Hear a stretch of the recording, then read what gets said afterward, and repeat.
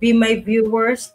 I'm going to talk about salvation as we masterize masterize. Free grace is all about salvation because people mix the salvation with the sanctification. So there's a lot of verses in the Bible, many, I think whole Bible. People mix the sanctification with the one point of belief. When you get being a saved person, in one moment, many people focus on the character of people, like if that person is already believed, they already believe in Jesus in that moment, but something happened, and then suddenly they breaks down, and then God is not true.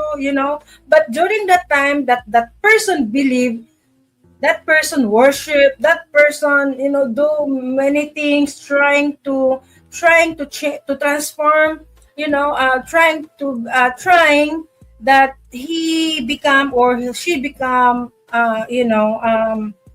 transformed life, like uh, that person's old life be transformed into a new man, like that. But when suddenly happen, and then, oh no, God is not true, because instead of transforming me and become like this, like that. But hey, guys, it's not God's fault. It's your fault. You don't want to be transformed because you. Keep talking to them. I got to go get my inhaler. I'll be back.